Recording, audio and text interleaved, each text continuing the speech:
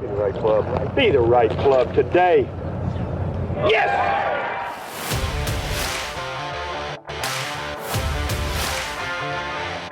Again, has to be careful of the speed. What a comeback season for Hal Sutton.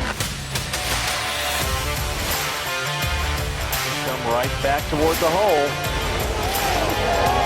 How about in? That's the second eagle he's made it for this week. 17 years later, Hal Sutton is the Players' Champion.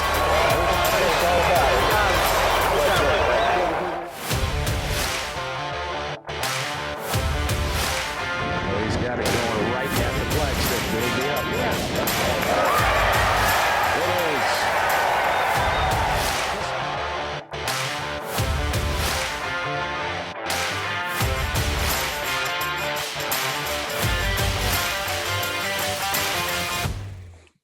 Hello, everybody. Welcome to another Be the Right Club Today podcast. Hal, happy Thanksgiving. Happy Thanksgiving to you. So, is your family a turkey family or a ham family? A turducken family. Ducking, really? Yeah, that's turkey, duck, and chicken. And so the duck goes in the turkey and the chicken goes in the duck, right?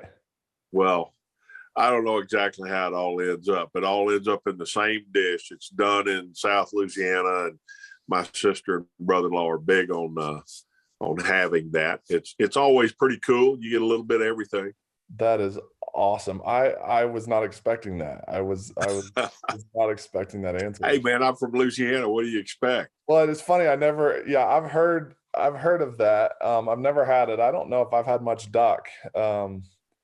It's interesting. We're typically ham family, but I've kind of gotten into frying turkeys. Have you? Fried turkey is awesome. We did a couple last year. I'm up. Obviously, we're in different spots now. I'm up in New Mexico in the mountains right now, and I don't think anybody brought a fryer up here, so we're not going to be able to fry turkey this year. But yeah, I was not expecting the turducken. That was a great answer. Yeah. So obviously, we did a couple of little Q&A posts on Instagram and on Twitter. We're obviously thankful for all you guys listening at home, all you guys being active and giving us some great questions. Without you guys listening in, we wouldn't have any reason to do this. So we're definitely very thankful for all that. And let's get started, Hal, with which tournament win were you most thankful for?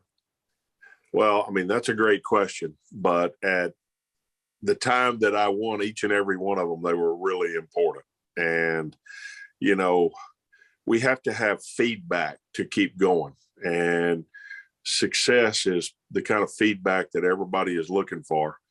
And, when you play the game of golf, you don't win very much.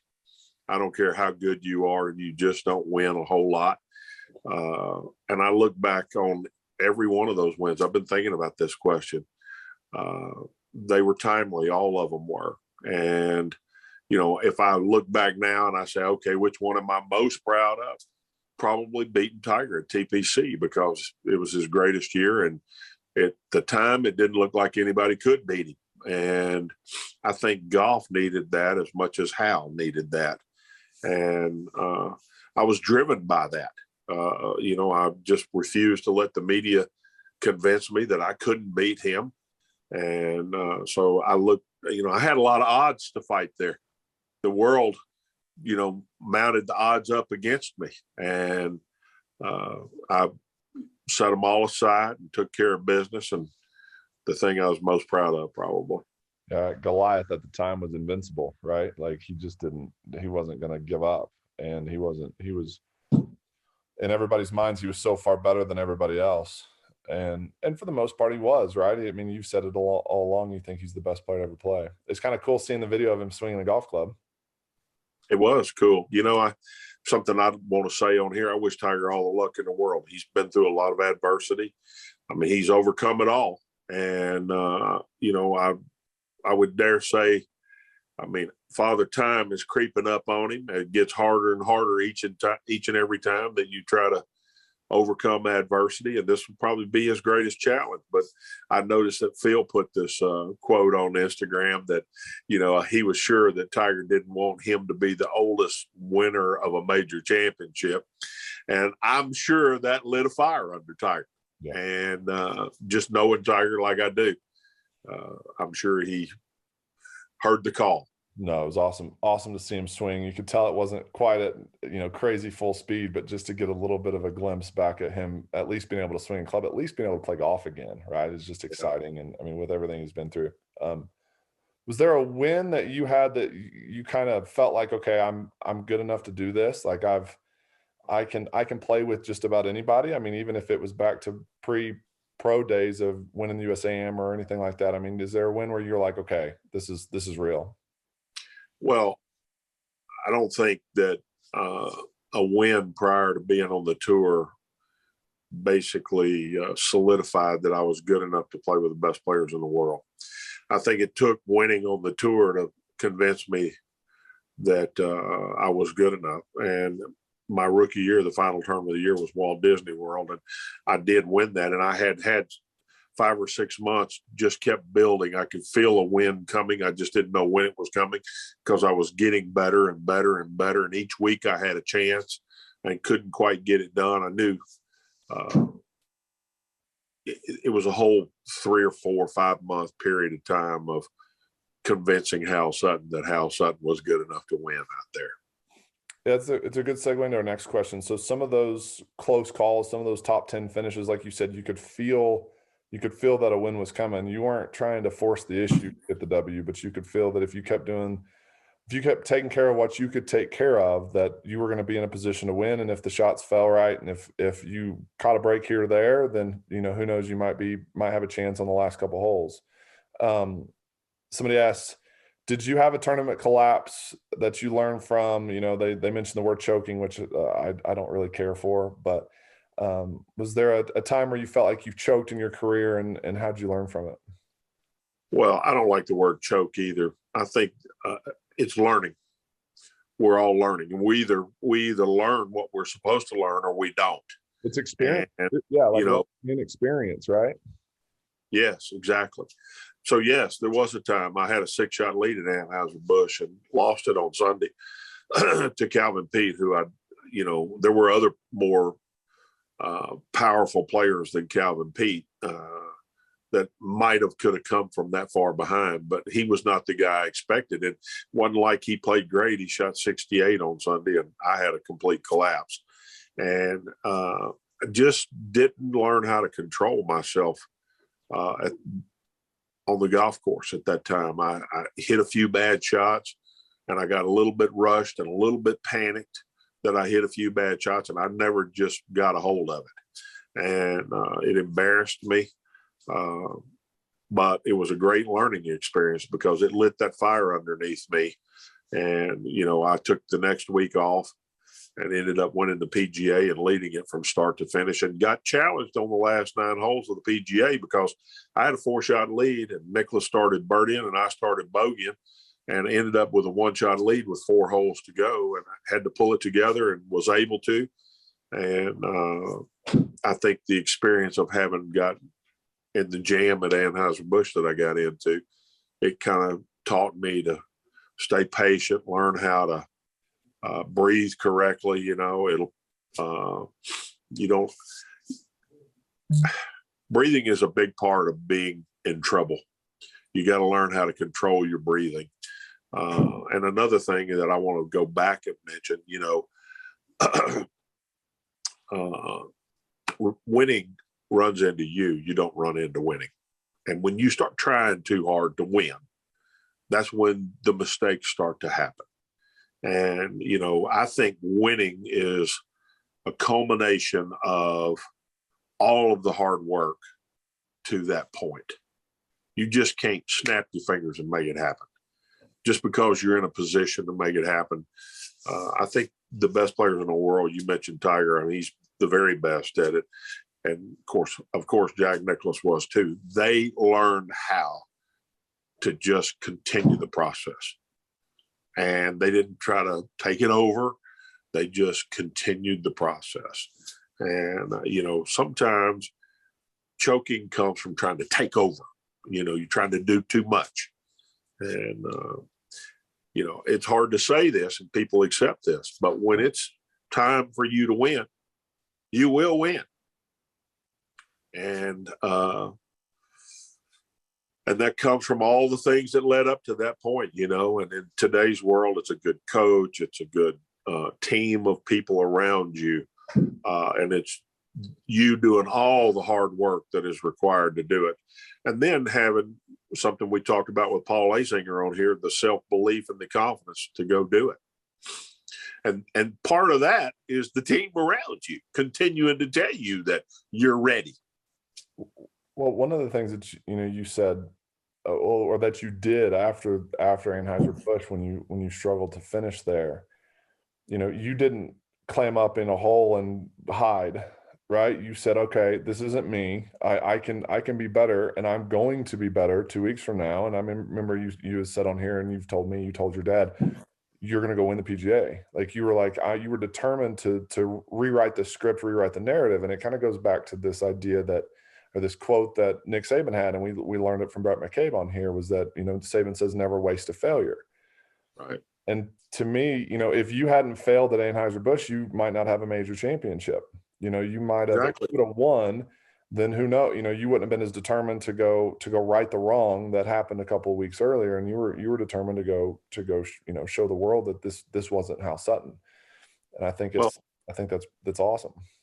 To take a step further, I had to play in an outing the very next day at the Cavalier Club at Virginia Beach. And I didn't sleep a wink that night. And I had to prove to myself the next day that was a fluke what happened yesterday.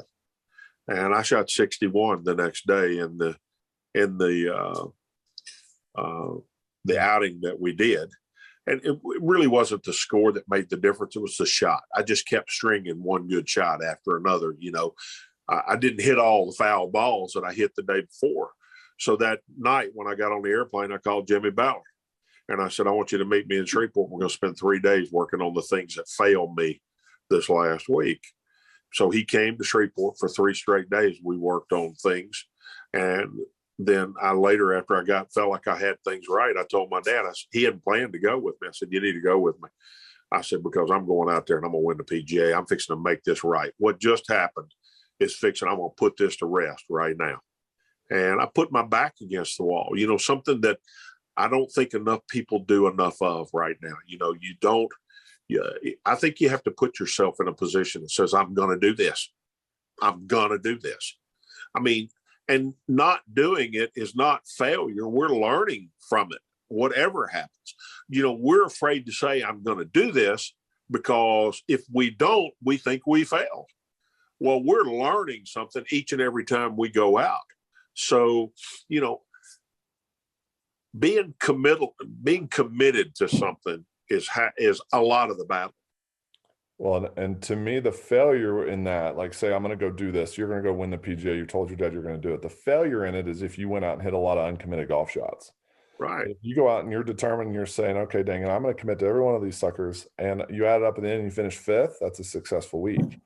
But if you add it up at the end and finish 15th and you're like, man, I had 7 or 8 swings each round that were so uncommitted, I just couldn't buy in, then that's where you can be disappointed in your results, disappointing yourself. The other thing I want to mention is, and you've talked about this a lot on here too, when it's going bad, you need a way to reset.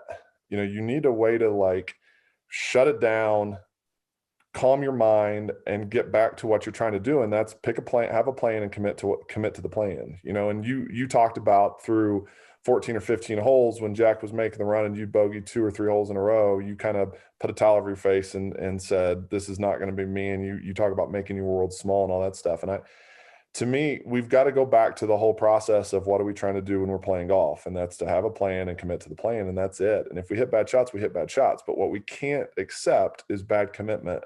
We can't accept our mind, little brain flinches mid swing that, the ball could go anywhere. And it's just that, to me, that's the choking part. The choking part is when you can't control your mind, but just losing a 3 or 4 shot lead with 4 or 5 holes to play, to me, that's not necessarily choking.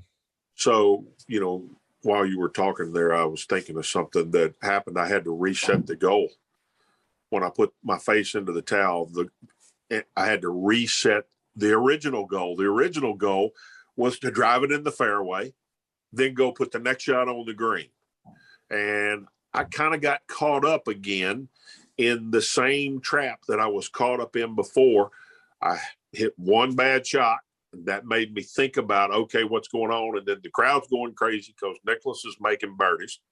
And, now all of a sudden I'm thinking about the big picture instead of the one goal of put it in the fairway, put it on the green. So when I put my head in the towel, it's okay, let's reset to the original goal, put everything else that's going on aside.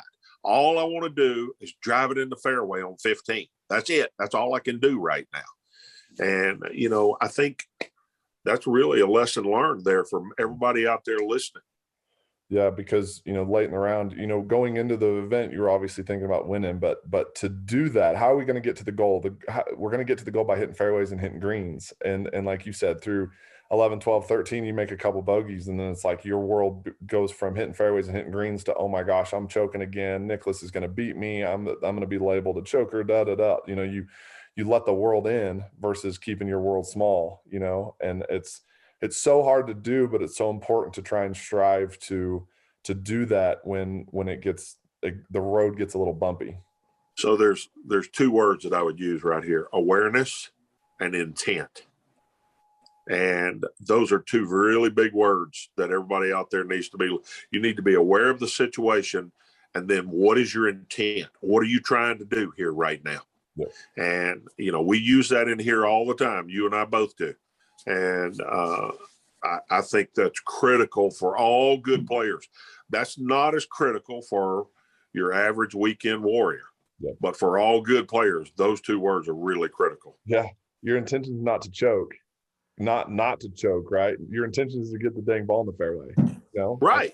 It's that simple. Just, hey, and that's where you've always said you'd be a good caddy. You'd be able to just kind of look them in the eye and reset their focus and say, hey, the pass is done. Get the dang ball in the fairway. Let's go. Right. Here's a good one. Is there one common denominator that you see in all good ball strikers?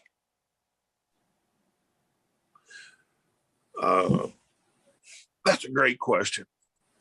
I don't know if I have an answer for that. I think rhythm. Yeah, I was going to say, talk the old school side of things, like when you were out there watching them play and you knew, Trevino was on his game that day, or Nicholas, or even people watching you could tell that, man, Hal was really hitting it. So rhythm and tempo is the first two things that come to my mind, which when you've got rhythm and tempo, the speed's always in the right spot. One of the hardest things for a really good player is making sure that the speed is in the right spot, which is right at impact and after impact rather than coming out of transition. And, when I wasn't right, my speed moved back up and I was too fast coming out of transition.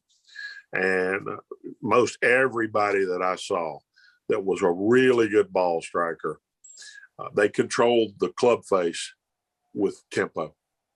And, we know now because of all the technology that club face has the majority to do with where the ball is going to start. And, I look back and when my tempo was really good and I wasn't trying to really create speed coming out of transition, I hit the ball well. And, if that wasn't correct, I didn't hit it as good. One of the things you said when we first got together was you never saw a great player. You never noticed a great player's transition.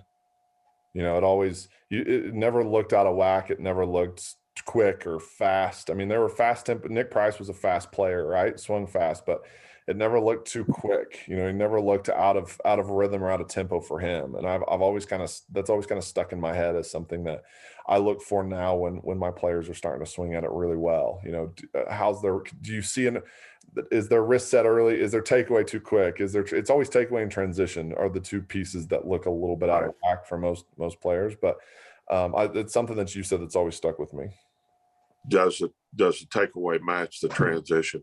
Yeah, and do those two pieces match their their typical rhythm, when, is it just, if something looks funny, then that's when you look at the video and you can start to see the breakdown. But that was something that you said early on, with me, it was like, I never saw a transition that looked out of whack with the guys that hit it the best. The other thing I would say to that is, what do they do from a data standpoint?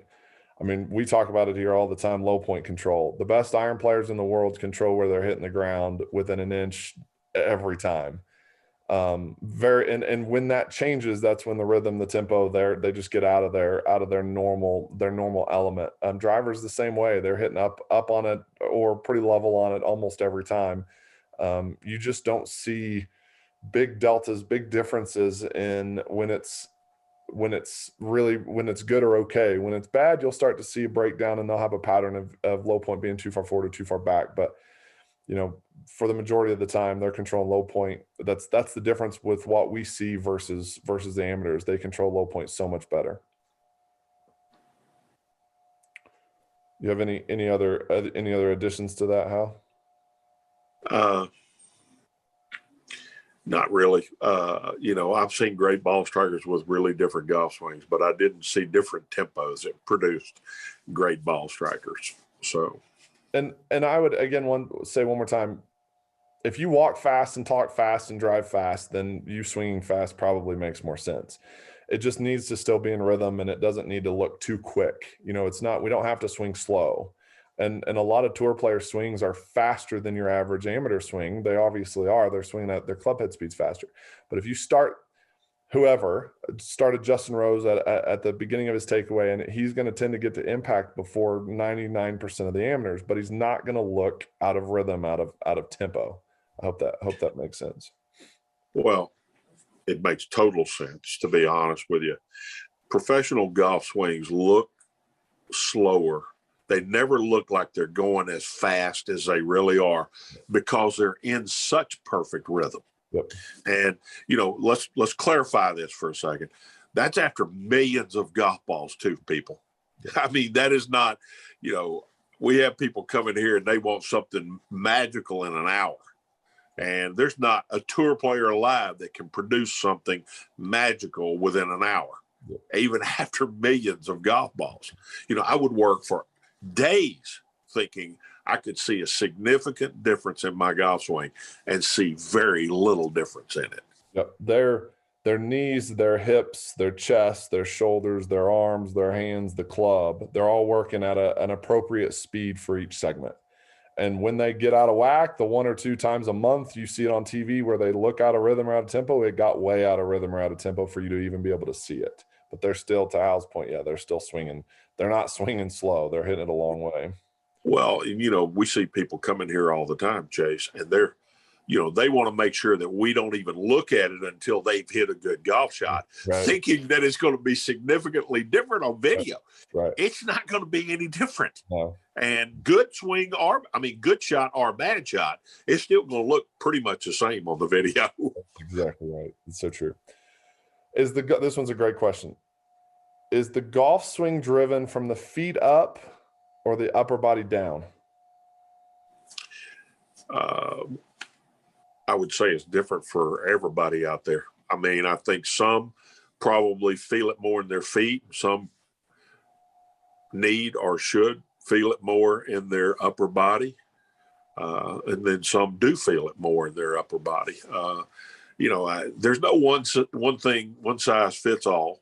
And, I always I felt it in my feet a little bit more. I felt like when I was out of whack, I felt it in my feet more too, to be honest with you. If I got too quick, we talked about coming out of transition. If I got too quick, I was trying to start it too fast with my lower body. And so I don't know. What is your opinion on that? Well, we can't swing without the ground. Chris Como did a famous video where he jumped off of a high dive with a golf club, and he was trying to swing, and his feet were going off. He couldn't move. He couldn't hardly even swing the club. So we need the ground for torque. We need to be able to use the ground to be able to move. It's so funny. I mean, I kind of push back on this idea that, for the longest time, and even a lot of people today still think that the hips are the most important segment of the golf swing.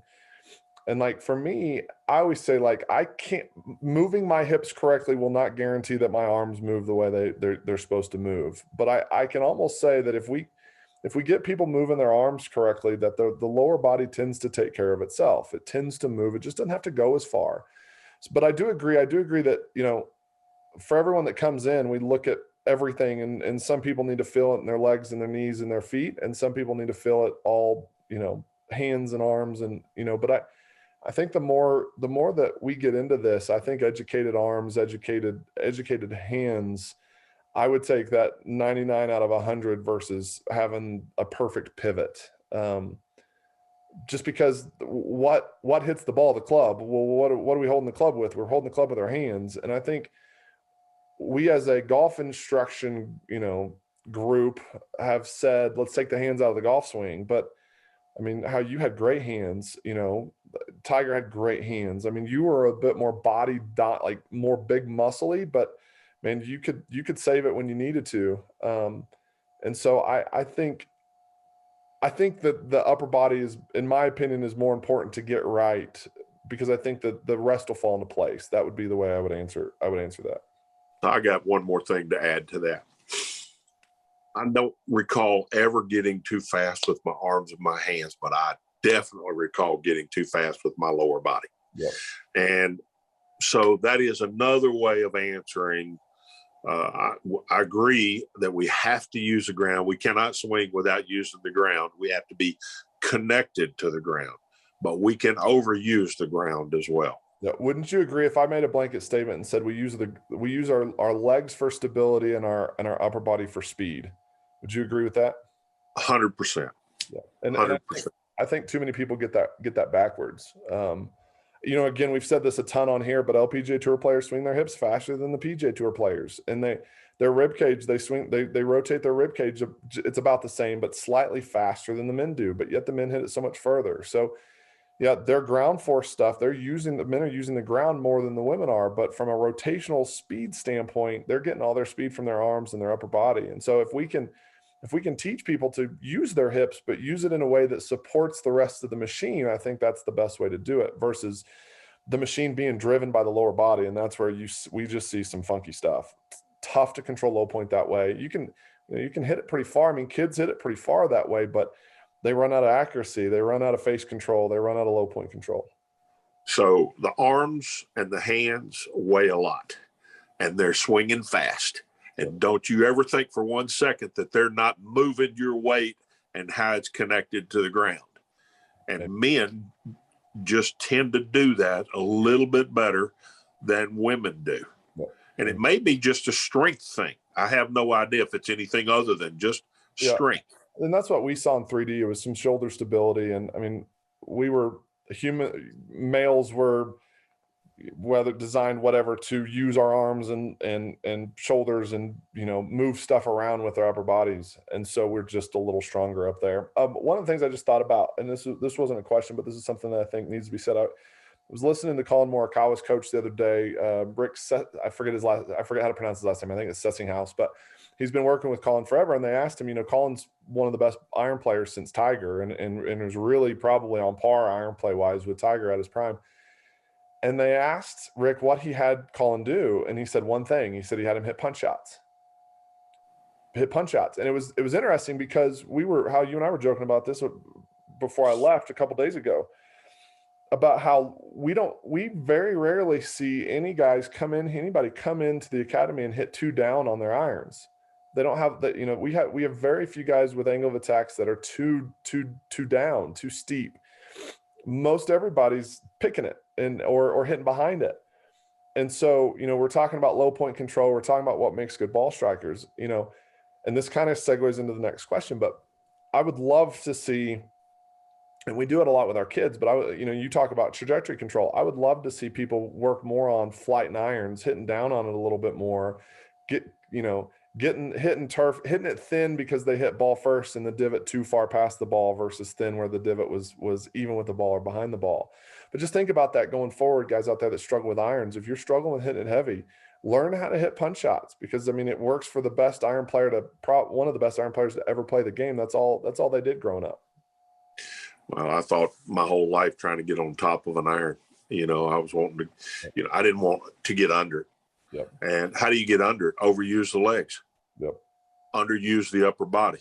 Yep. So if I get on top of it, I'm quieter with the legs, faster with the arms. So here's a good one.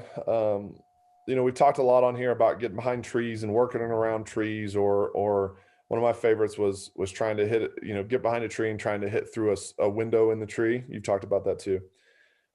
Here's what is the best setup, grip, ball position when trying to hit a low shot under trees.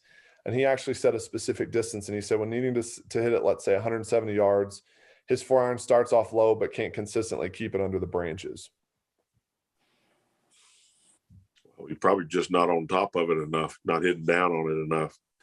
Well, one of the things I would add is it's hard to hit a shot that goes 170 yards that's needed to be hit really low. You better have a lot of speed for that shot first off. Yeah, you do. And it's hard. You got to understand that to go that 170 yards, it's only going to carry about 100, and you better have room for it to run quite a ways, because you can't keep it in the air that long if it's only 10 feet high. And so, I mean, you know what helps you do that? Experience. Mm-hmm. Knowing what you can do and what you can't do, accepting what you can do and accepting what you can't do. Yep. And, sometimes, inventing a shot out there, we admire Tiger a lot because it looked like he invented shots. Yep. It looked like he hit shots that he hadn't hit before. Yep. Let me help everybody on here. He hit shots that you have never hit before. Yep. Not that he hadn't hit before. Yep. He had already tried and tested. He knew he could hit that shot before he hit it. Mm-hmm. And that's experience. When you had 140 yard, let's say you a course like Sawgrass, where I'm thinking of like hole 16 might not be the best example, but let's say 16, you kind of turn one over and it kind of got stuck in the trees on the left side, and you got to hit a low little punch shot, say it runs out 140, 150 yards. Even if it was a par 4 where you had 150 yards to the green and you had to keep it pretty low, but you had to carry it 115, 120 yards. What clubs would you typically gravitate towards to hit those shots? Well, if I had to keep it low, the most lofted club I could use most of the time was a 6-iron. Okay. And, I had to use something 6 or less loft than that. And, otherwise I'm putting the ball so far back and I'm having to fabricate something to do something with a 7-iron. Without having a specific shot, I couldn't even tell you how I did it. It's really funny. Your body, just through experience, exactly what you got to do it, to consciously think about it and to actually tell someone how to do it is harder than you might think it is. And one of the reasons I asked, I see a lot of amateurs take too little of loft. They take clubs, they take their long irons to hit little punch shots. Where, I grew up hitting 9-iron little chippy punch shots 100 yards because I felt, I could keep the 9-iron low enough to keep it under the branch or two in front of me, but then also have enough control over it and carry it far enough to where I didn't have to hit a 7-iron or a 6-iron or a 5-iron and completely just chip it. And so one of the things I would tell the guy that asked this question would be learn how to keep your higher lofted clubs lower first, going back to the punch shot stuff that Rick talked about with Colin, to where you could hit a pitching wedge or a 9-iron and carry it 80, 90, 100 yards, but keep it pretty dang low, because that's going to help you with low point control. It's going to you might have to put it way back to house point. You might have to experiment with the shot a little bit, but then what that gives you the opportunity to do is take a 7-iron or a 6-iron and rip at it and get it to carry 130, 140, 150 yards and get it out there to that 170 number. And again, I'm with you how it's hard to kind of fabricate or come up with a shot in here. But I also think that back in the day in some of the pine straw at Augusta or whatever, you could take a little 9-iron and chip it down there and get it to go 100 yards and not launch very high at all. Yeah, I would add one more thing to that. Almost never when I was trying to do that did I finish to a full finish. Yeah. So, every time I was trying to do that, I kept the club out here in front of me. Yeah. And the reason why I did was because there was never any flip too early if I held it right out here in front of me. You weren't adding. I wasn't adding loft any of the time. So much of the time when everybody's trying to go to a full finish, they're adding some loft somewhere too early. Yeah, and the last thing I would add is if you have room to draw it, that's a much easier shot. You can take more loft. You can try and hook it and hood it a little bit and keep it lower. And so typically if I've got a lot more, say, I don't have to be as precise and I've got some room, all I got to do is keep it under a tree. I'm going to take more loft and try and hook it and keep it low. The harder shot is if you've got to carry it a certain distance and try and cut it, because it's hard to hit low fades. That's where you need to take like a 3 or 4 iron and almost play a little chippy shot, and you're not going to hit down on it as much, because the more we hit down on it, it's going to tend to cause it to want to hook a little bit. It's going to move the path more inside out. And so if you have to fade it, take less loft, aim way left. You can play it back a little bit, but it's more of a chippy contact versus if you can hook it, then you can take the 8 or 9 iron or 7 or 6 iron and get it to go a long way, but it's going to tend to be ball back, weight forward. You're almost going to hit a low little pull hook type shot to keep it low and keep it low enough, but also have it go far enough. Very hard to hit a fade without adding loft. Yep. And adding loft is not going to keep it low. So you've talked a lot about having 50 plus clubs in the bag versus just having the standard 18 or standard 14. Sorry. What are some of the setup and swing changes you make to hit different shots with one club? Well, the obvious things: ball forward, ball back, open, closed, with your body set up. But the majority of what I'm talking about is speed of how I turn the rotation of the upper body. And, I do a lot in here. You've seen me do it a lot in here where I go slow, I turn center slower. I think we'll get to the question here in a minute. Someone asked about what I'd have to say about Jimmy Ballard. One of the things that Jimmy Ballard harped on and taught me a lot.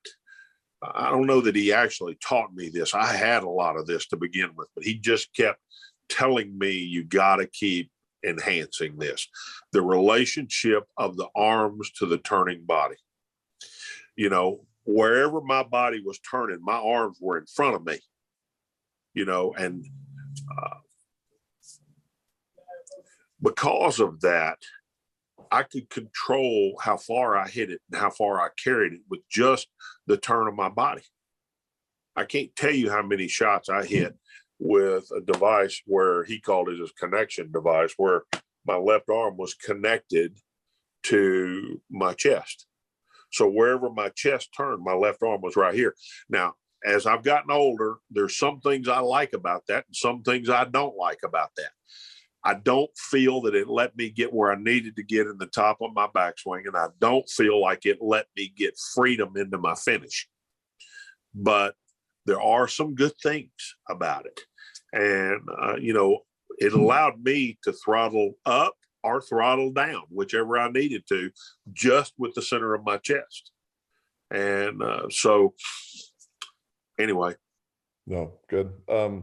Did you change stance widths if you needed to change, like if you needed to get on one or take some off of one? Not much. I might have gotten a little bit wider, but, to me, the wider I got, the less it restricted the rotation of my body. And the more it enhanced lateral move. And, that's just me. Well, and I would say, yeah, if your stock 7-iron goes 160 yards, if you could widen it a little bit and probably get 4 or 5 more yards out of it. If you narrow it, your 160 is going to turn to 150, 155. But to me, that's a great way to play golf. because if you're, into the wind and needing to hit down on a little bit, I tend to go narrower, and again, it becomes a little bit more of an armsy motion, but it takes a little bit of speed off. So a good way to turn that 7-iron and have multiple distances that you can control. Hal talked about ball forward, ball back. To me, stance width is a great way. It's a great way to hit distance wedges. It's a great way to take some off and add some to it if you need to, based off stance width. I love this question. Learn to work the ball both ways or stick with a stock shot. You love it so much. Why don't you start with it? Okay. So to me, there's two sides of this coin. There's two sides of this question. For performance, so if we're talking, we're just going to go play in tournament golf for the rest of our lives, I think you need a stock shot. And I think you need to kind of curve it one way. You need to have a shot that you believe in and that you can control. Having said that, though, I think for swing maintenance, you have to be able to work it both ways. For balancing your golf swing out, you have to have, if you like to hit big draws, that's fine, but you at least need to have a shot that goes straight, or you can get it to start a little, even if you have to aim a little bit left to hit it, you've got to be able to fade it at some point. If you like to hit fades, you can't get too fadey. If you're fading 8-irons, your driver is going to get too steep and wipey. You're going to hit pulls and wipey cuts. And so for the instructor in me says, balance, balance, balance, be able to work it both ways. You can always be shifted one side or the other.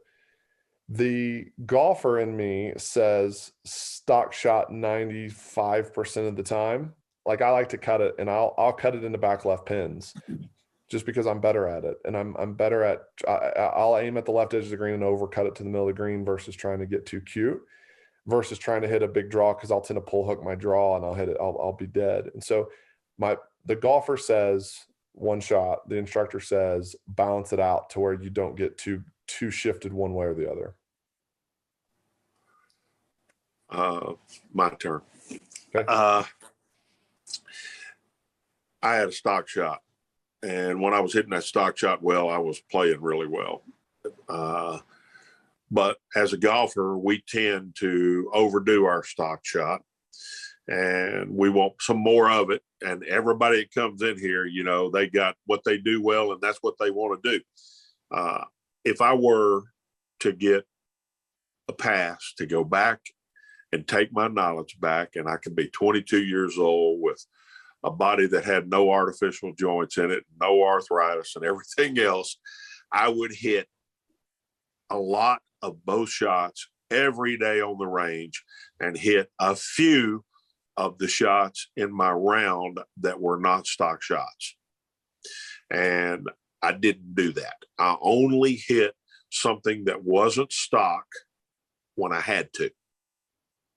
And, I'd like to remind myself that I can do that anytime I want. Yeah. I saw Tiger do that. He did it anytime he wanted to. I saw very few players that did that anytime they wanted to. They hit their stock shot all the time. Yeah. Do you agree with that? I do. I mean, I really do. I think driver probably the modern player probably needs to lean 95% one way, but I do think irons, you have to have the ability and the belief, the self-belief that you've mentioned a couple of times, to be able to try and chase.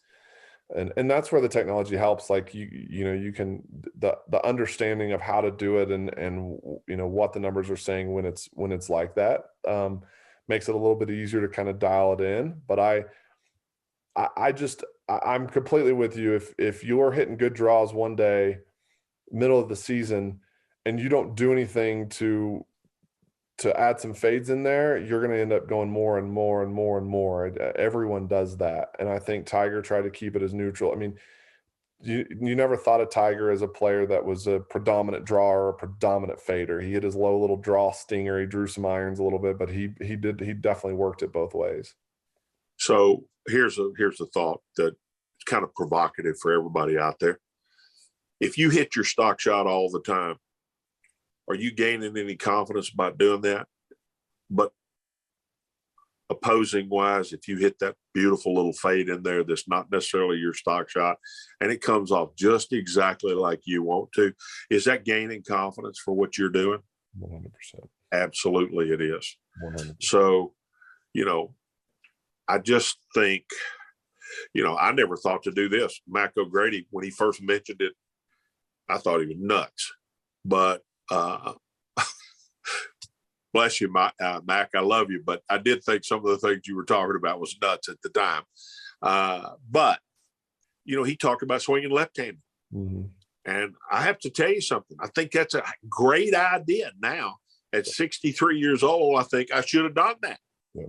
Because it balances out your golf swing. And I thought, well, if I start swinging that left-handed, it's going to hurt my right-handed golf swing. Mm-hmm. And, it's just balancing things out. Yeah. And, I mean, we do too much of the same thing all the time. It gets easier to do the same thing. It gets easier to overdo the same thing. And we get to where we think, oh, man, more of that would be better. Well, there's a – and sorry to interrupt you, but yeah, from a health standpoint, we know now how important it is swinging left-handed. I mean, because you made 2 million golf swings right-handed and probably 1,000 left-handed. I doubt 1,000. 500. I doubt I've swung it 1,000 times. See, you hit it too straight though. I had to hit left-handed behind trees and out of the woods and stuff. You never had to do any of that stuff. I probably didn't hit 3 left-handed shots my entire career. That's crazy.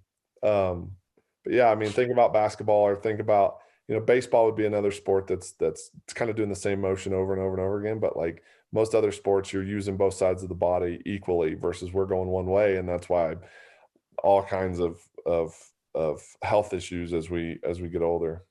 Here's a good one. Best tip for getting your speed back on the greens during a round when you feel like you've completely lost speed. So we've 3-putted a couple holes early on. Speed control is not very good. How'd you make adjustments on the course? And you can say get better like that. You were good enough. You never dealt with any of this stuff. You can say get better. It's okay. Well, I never was a really, really good. I never made a lot of putts, but I was really good at lagging putts. And one of the things that I talk to a lot of the kids about in here, and this is hard to do. They don't want to putt long putts because they don't get positive feedback on long putts. They want to hear the ball go in the hole. They want to see the ball go in the hole. You don't make as many long putts, but you don't get speed on short putts. Yep. So, when you get ready for a tournament, you've got to hit some long putts to get the speed of the greens down. Yep. I never felt this because I hit long putts before I went out, but I couldn't imagine getting up there and having a 40-footer on the first hole, and all I hit was 8 or 10 footers on the green. Yeah.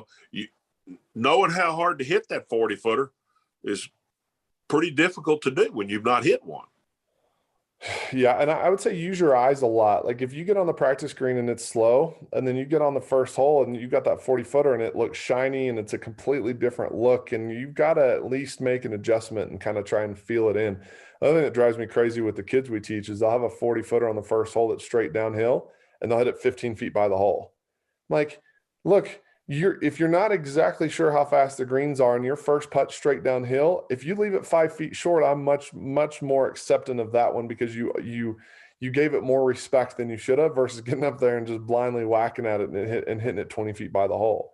That part drives me crazy. But for me, it was using my eyes, and it's kind of like cooking. If I like to barbecue, and if I cook some ribs and they weren't quite right, I'm not going to blow up and change the whole recipe. I'm going to make a small little tweak here and there. And so to me, that's how I would approach if we're way off or off on putting. If we've been a little long, a little short, a little long, I'm trying to make small little adjustments based off each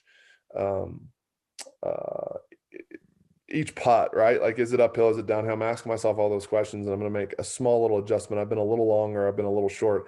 I'm going to slowly start, if it's a straight uphill putt into the grain, I'm gonna tend to give it a little bit more and get on it a little bit. If it's straight downhill, downwind, and I'm worried about how fast the greens are, then I'm gonna try and leave it short just because I know I've been a little bit off, and I'm trying to kind of figure out the feel for the next X number of holes.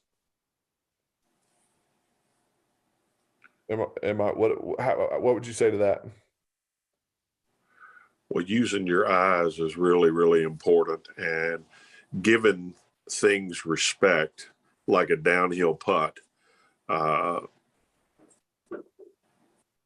is really good. That's not always easy to do. One of the things that we should say on here is I can always tell uphill or downhill much easier when I'm looking up at something rather than looking down at something. So what do I mean by that? Get on the underside of the hole where you can see. It's just easier to see it from under the line. Yeah, you've always said that. Early extension. Where do we start to try to fix this? One of the things that I'd like your take on, you've been saying this a bunch lately. Talk about how the actual extension piece might not be the issue. That might actually be the body trying to help out, being the brain trying to help out. Why don't you answer that first instead of me? I'm just curious what you're going to say. So, okay, let's define early extension. There's been a big push in golf instruction of trying to eliminate this, and basically it's, if you draw a line, if we're looking at a golf swing from a down the line view, so we're videoing through the player to the target. A lot of times what happens is the player starts in a certain amount of degrees in forward bend, so we're bent over looking down at the ball, and what happens is our spine ends up on the downswing, our spine ends up straightening, it comes up too much, and our hips, our butt end up going too much towards the ball. And so what that can cause is it can cause some path issues, it can cause contact issues, it can cause a whole plethora of issues. The problem is it's not, or the thing that we'd like everybody to understand is it's not the single cause. It's not happening because your brain wants to, or your brain, or you're physically unable to stay in posture. That's not it. It's happening because the downswing's too steep, the club face is too open, you're too far into out, and what's happening is the brain's saying, mayday, mayday, mayday, I need to create space, and the space is trying to, and your brain's trying to create space by jumping, by standing up too much. It always starts earlier. We've had a ton of people that say, oh, I early extend because I have back issues. No, not 99% of the time. It's not. My dad's had 4 back surgeries. He early extends a little bit. As you get older, you can't stay in flexion and rotate. So you can't stay bent over and rotate as well. So there will be some push up. There will be some extension. The key is to not let it happen too early, because doing it too early ends up taking us out of more, it ends up eliminating more space. So we get jammed up too much.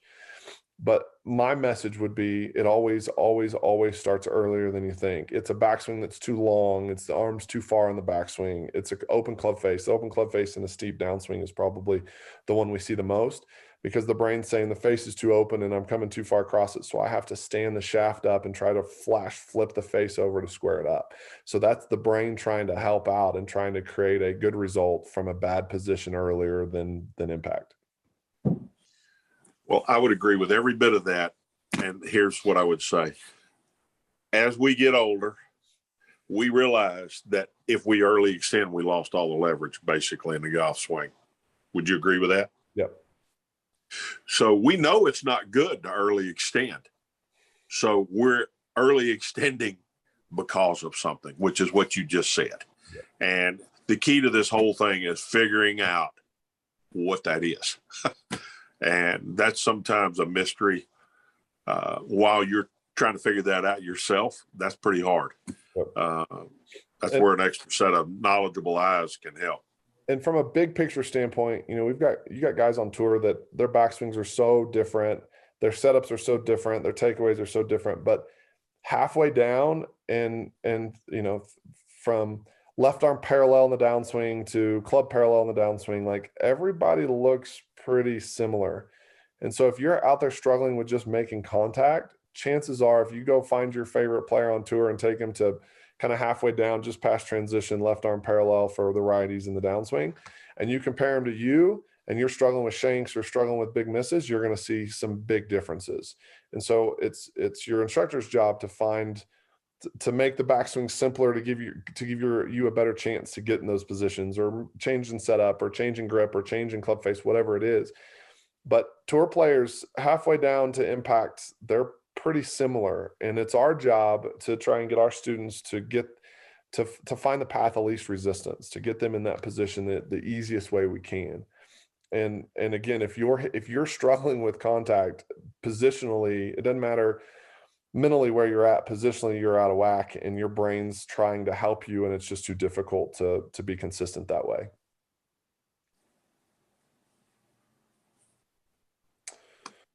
Most high handicappers, does the ball you play with really make a difference? Hal, thoughts? I don't think it does, to be honest with you.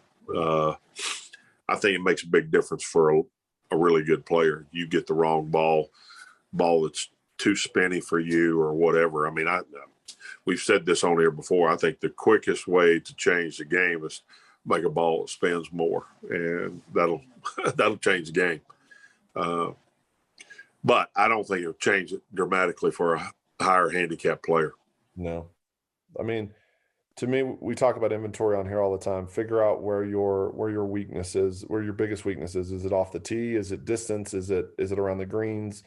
Need more spin, more feel. The ball might help a little bit. It might take a half a shot off of your handicap over the course of 3 or 4 months, but it's not going, quit.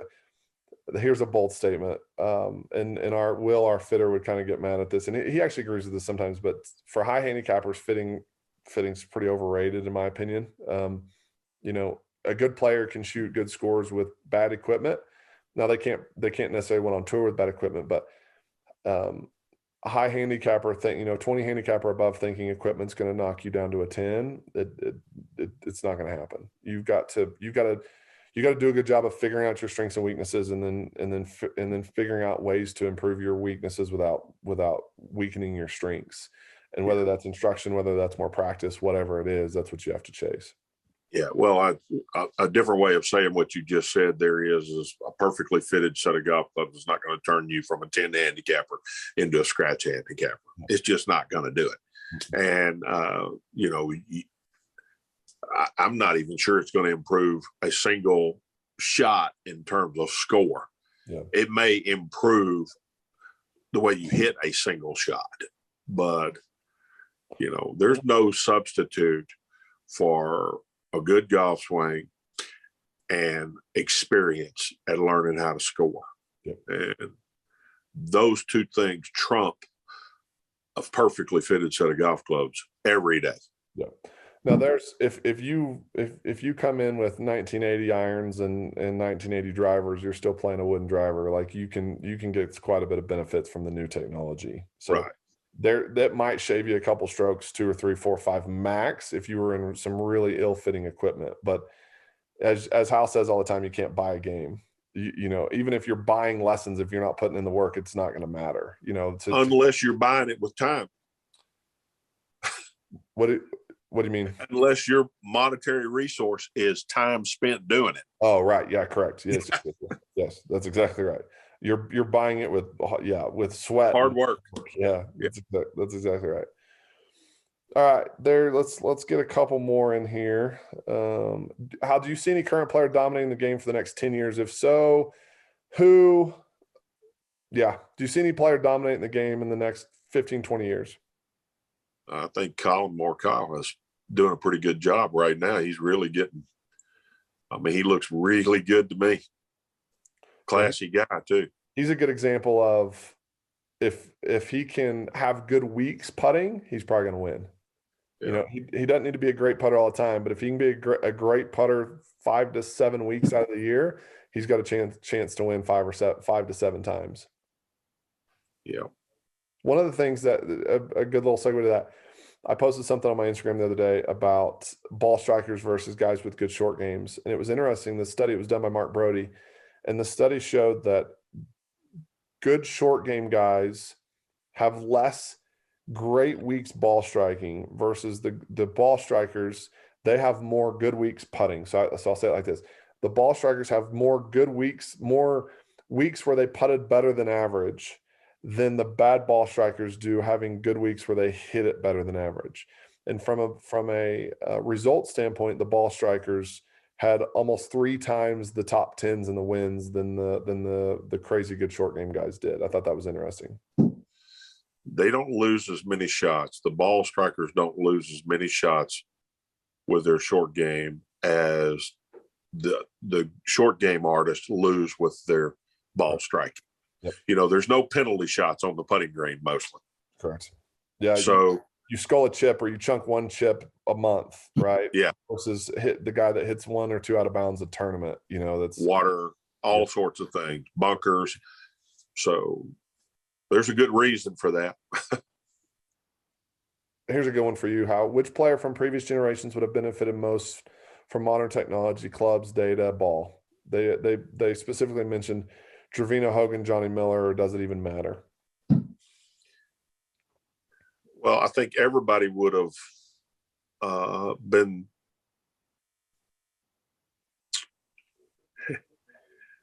probably everybody would have benefited from it. I think they would have all still been great players because they had the desire to be a great player. Yeah. And they were willing to put the kind of effort into it to be a great player.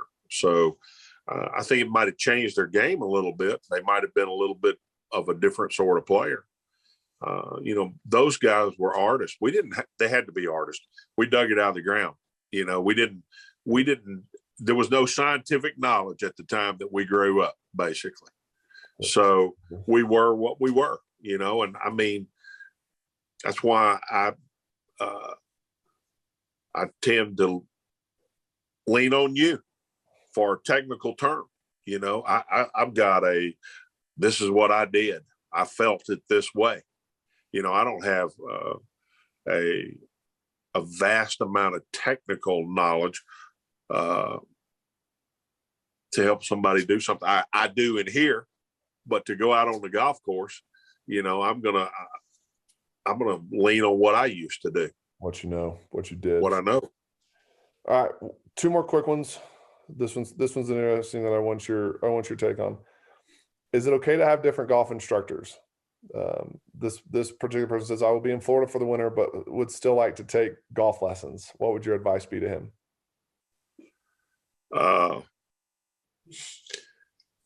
Confusion set in with me whenever I was listening to a bunch of different people, because they may be saying the same thing, but they're going to say it 2 different ways.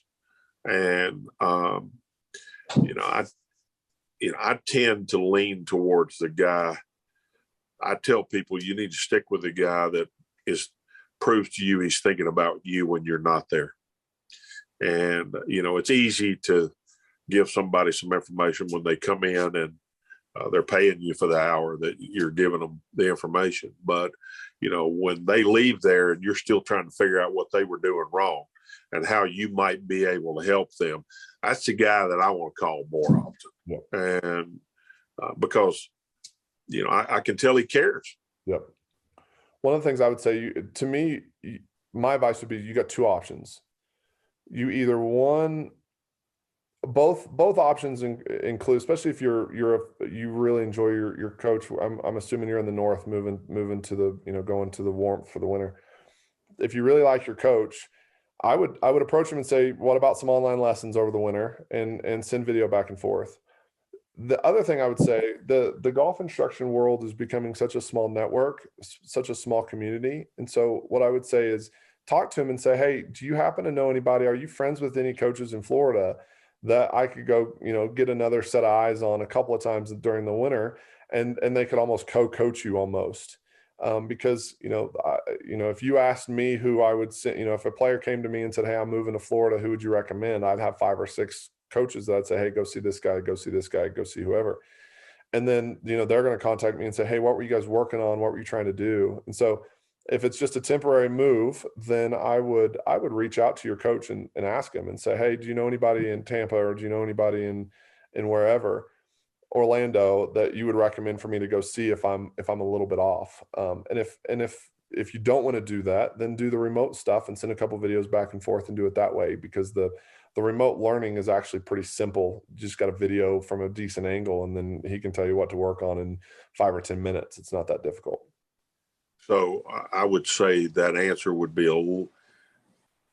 how either one of us would answer that would be different for a really good player than it would be for a higher handicap player. So I think we need to add that. And here's the reason why I'm saying that.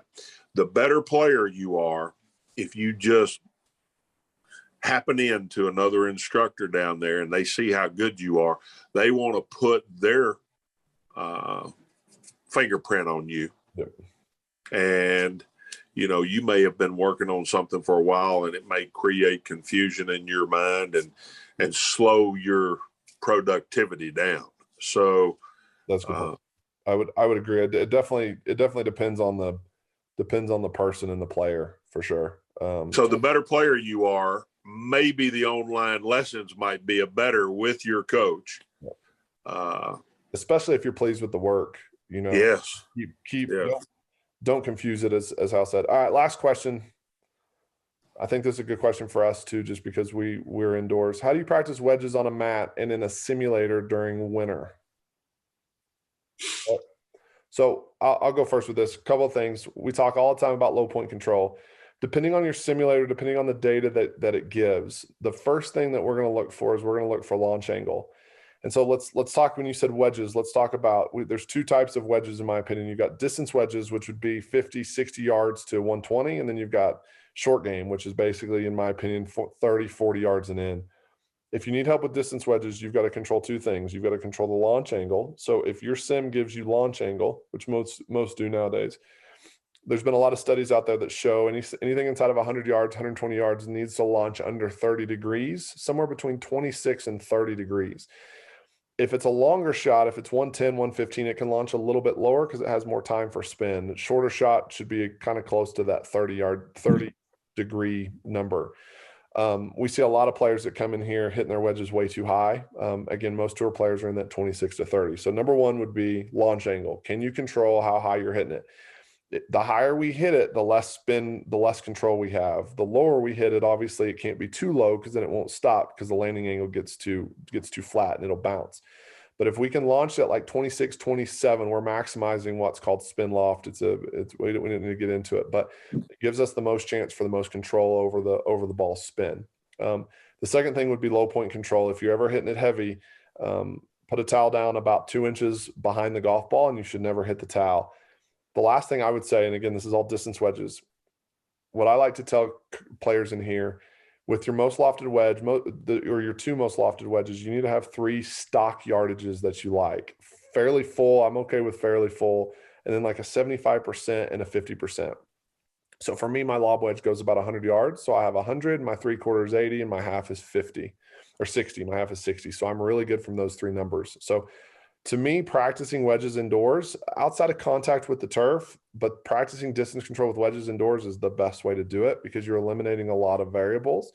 And you can sit there and say, you can hit one and say that went 75 yards. And then you see how far the sim said. And if it says 84, then you know you're a little off. If it says anything within 2 or 3 yards of that, you know you're good. And that was when we were at our other facility out of Big Easy. That's how my wedges got really good because that's all I'd sit there and do. We'd sit there and have contests and I'd say, okay, I'm gonna hit this 55, and I'd hit it and I'd be like, oh crud, that's 58. And a lot of times I was right. I got really dialed in that way. So control your low point, control your launch, and then long-term it's controlling your speeds. So that way, every time you hit, you could say immediately how far that ball went or be pretty close to it versus, oh, you think you hit it 75 yards and it flew 94, or you think you hit it 85 and it went 60. Those are the shots we want to get rid of. So I'm going to answer something else rather than answer that because I think you did a tremendous job on that. Somebody asked the question about, they wanted me to talk about Jimmy Ballard, and I mentioned Jimmy Ballard earlier, and this is perfect for this podcast because this podcast is coming out on Thanksgiving. And I want to say, first of all, I'm thankful for my relationship with Jimmy Ballard because he taught me many things. And I primarily worked with 2 people in my entire career. I worked with Floyd Horgan mostly, and I worked with Jimmy Ballard second. They both taught me different things. And now I worked with a lot of other people too. And let me make this really clear. They all taught me something that I wanted to do, and they all taught me something that I didn't want to do. And it took me a lot of experience to be able to differentiate between the two. Early on in my life, I thought everything everybody was saying was going to help me. And as I began to learn more about the game, I realized that, wow, that's not going to help. But they did say something that was going to help. What happened is, with experience, Hal Sutton became better at being able to realize what was going to help and what wasn't going to help. But all of them taught me something that was going to help. I told you earlier what Jimmy Ballard told me that helped me a lot. Jimmy Ballard came along when a lot of people were reverse pivoting. And he taught people that, hey, the right side is part of the game and you don't need to reverse pivot. Now the way we're taught to turn, some people might confuse that as a little bit of a reverse pivot. Mm-hmm. But because force plates tell us that we're not reverse pivoting, we know the difference. We didn't have all of that back in those days. So, teachers taught from general terms. We're much more specific now. We have much more specific knowledge. But because this is Thanksgiving, I want to share that I'm thankful for all of those guys in my life because they helped me become who I was. And Jimmy Ballard was one of those guys, along with Floyd Horgan. I worked with just about everybody, Jimmy McClain, Butch Harmon. You almost can't name somebody that I didn't hit some golf shots in front of, and they told me what I thought. Because I'm just like everybody else out there. I needed it. I thought that holy grail for Hal Sutton was fixing to come out of somebody's mouth. And let me tell you where that holy grail for you as a golfer is at. It is in the ground, hitting shots, continuing to try to get better. The golf ball will tell you whether you're getting better or not. Yeah, continuing to try and experiment. Hit different shots, and one thing I say from an instructor standpoint, for me, I try to be the biggest thief I can be. And what I mean by that, I don't mean that negatively. I mean, I'm gonna keep the good stuff and I'm gonna throw out the stuff that I don't like, but I'm gonna try and learn from everybody, and the going back from a player standpoint, and we've touched on this a lot. If I could do anything different from a player standpoint, I would have stuck with 2 or 3 of the guys that really cared about me and got me to a certain level, and from a ball striking standpoint, and I would have tried to not be so quick to move on when I thought that I maxed out with them. I wouldn't have chased that next little golden nugget that doesn't necessarily exist. And so I'm also thankful for all the great instructors I've worked with as a player, and then all the great instructors I've worked, because I wouldn't be where I am today knowledge-wise without you, Hal, learning you're one of the best to ever play the game, and learning all the little nuggets on how you competed and how you committed to shots. And you've made me way more consistent from a mental standpoint, just going out and playing the 15 or 20 rounds I play a year, not being all over the place, not thinking about all these different swing thoughts. I go out there with a plan and trying to do what I can control. And, I think we have to learn from everybody. And then we have to have a really good, the better you are as a player, you have to have a bigger filter, a tighter filter, and you only filter in the stuff that you think will work, and you throw out the stuff that you don't think will work. And, as a 20 handicap, your filter doesn't have to be, you kind of have to have blind faith and believe in the coach and think that they know everything until you get to a certain level. But you get down to a 5 handicap or a scratch golfer, a lot of instructors can do more harm than good. And I say to everybody coming in here, like, I don't have all the answers. Hal doesn't have all the answers. We're making the best educated guess we can, and it's up to you. The better the player, the better you are as a player, to find what works for you and only apply that, and throw out the stuff that doesn't. I'll make one final comment. You mentioned hit the wall. You know who gets you out of hitting the wall and you can't get any better? You. Yeah. Not someone else. And, I'll share this as we close this thing. always look to you to get the job done instead of someone else to get the job done. If you were teaching your child right now, do you want them to look for someone else to figure it out, or do you want to teach them to figure it out? You get help from others, but when you've hit the wall and you're not getting any better, you'll have to do some soul searching at that point and figure it out yourself.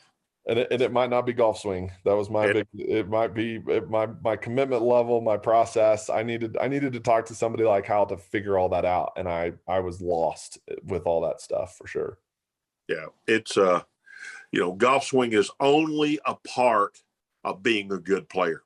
There's a distinctive difference between golf swing and player. Yep. And I've seen a lot of good players that did not have good golf swings. I've seen a lot of good swingers that did not know how to play. So separate the two of those things. That's my Thanksgiving gift to everybody. Happy Thanksgiving, Hal. Thanks for all this. This is our 45th or 6th episode of these. They've been a blast. I'm thankful for you. I'm thankful for all of our listeners that have given us feedback and have messaged in with compliments about how much they're enjoying this podcast. Because again, without you guys, we wouldn't do it. We love doing these things. Again, thanks for everything, Hal. Happy Thanksgiving. Don't eat too much turducken. I would say save some, but I won't see it for about a week. So don't save any. Don't save any of it. Yeah. I'll try some next year. Happy Thanksgiving, Chase, to you and your family and everybody else out there.